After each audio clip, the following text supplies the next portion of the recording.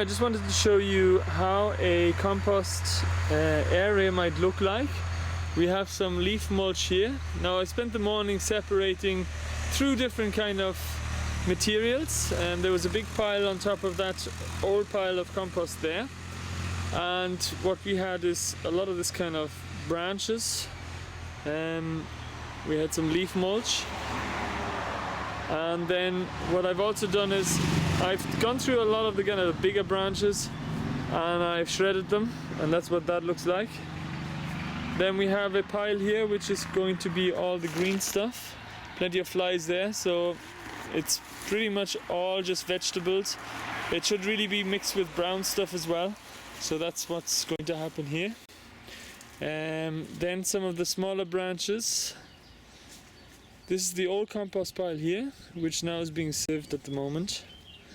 And then we get this lovely black stuff here with very little branches left in it, and that's very important because of course too much carbon content in the soil will rob the nitrogen out of the soil, so we want to make sure that we have very little branches in there. Some of these smaller ones that are pretty soft already are okay, but you can see here some of this bigger stuff here is no good. Now we're using an old door here. Sieve through it and we end up with this lovely stuff here as well. Now, before we actually talk about how to make this compost heap, I wanted to show it to you first. I made this about 2 months ago and I made a video on it, which you will see now in a minute.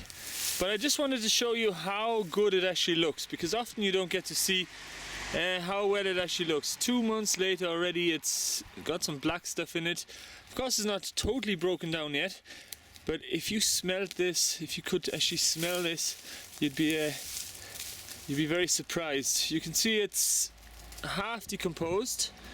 Still twigs in there that need to be pretty much broken down. There's worms in here, so you can see,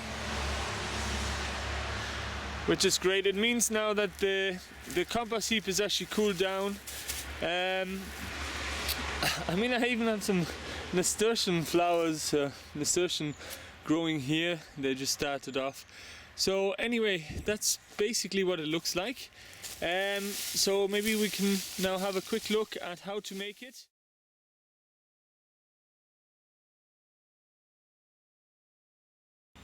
We're going to use some brown carbony materials, which is going to be like bark mulch in this case.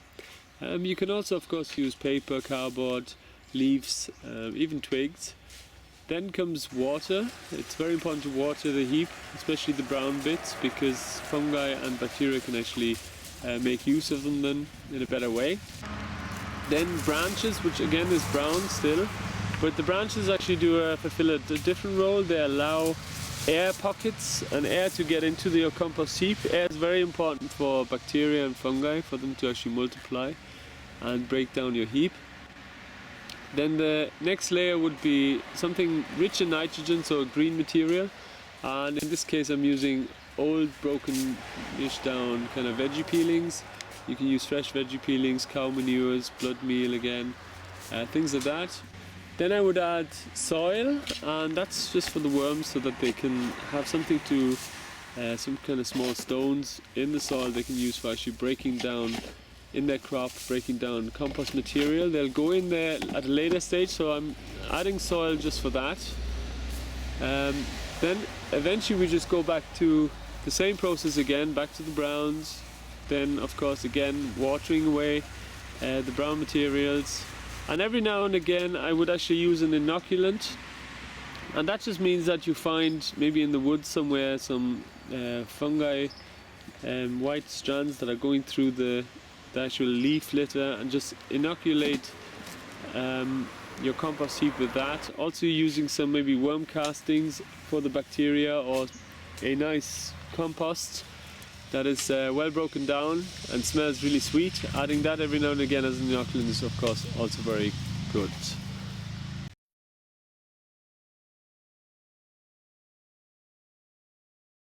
Another thing now is just quickly to talk about the different materials in the garden. Of course you're going to find different things, from weeds to food scraps to leaves to even branches. And the way that works out is, if you can make sure that you have a certain amount of nitrogen in your compost pile and a certain amount of carbon, and the ratio of that is usually 30:1 or 25:1. So 25:1 of carbon, 1 being the nitrogen. Now if you can actually make sure that you add those quantities in the right amount of quantities into your pile, then of course the decomposition process is going to do really well. I'll just wait for this big lorry to pass. Take a breather anyway.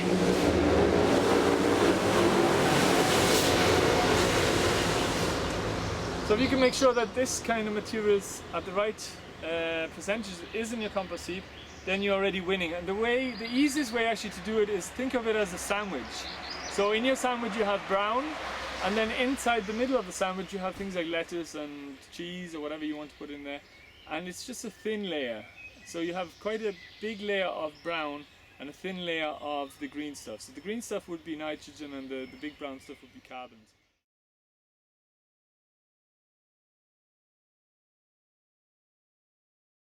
What I would also recommend is, if you do make it quite a high one, you want to make layers like the sandwich, so you'd have a brown, green, brown, green, brown, green. Add a bit of soil in between as well, just for the worms for at a later stage. And you want to just pack it up, stack it up to about 1.50 meters, 2 meters high. And these kind of compost heaps you want to turn like maybe once a day, because as I said earlier, it's going to heat up a lot. Adding water to it is going to cool it down. And there's a really good way that actually Warren Brush just showed me. I didn't actually know this. I was using a thermostat. You'll get to know Warren Brush pretty soon. One of my videos. And what he did, normally I put in a thermostat to see that it doesn't go above 60 degrees. But what he did is he used a stick and puts it in the middle, and he just leaves it there. And what he does then is, when he takes it out after a day, if you can touch it and if you can hold it without letting go, it's not above 60 degrees. But if it's like hot to the touch, then you really want to turn it. Bring some oxygen in there, water it, and also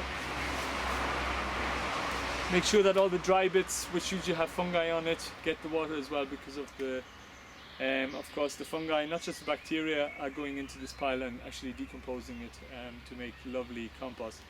Now this kind of compost, if you make sure that you do it this intensely, that you keep an eye on it really well, you can actually use this kind of compost for compost tea instead of using it, instead of having to use worm compost.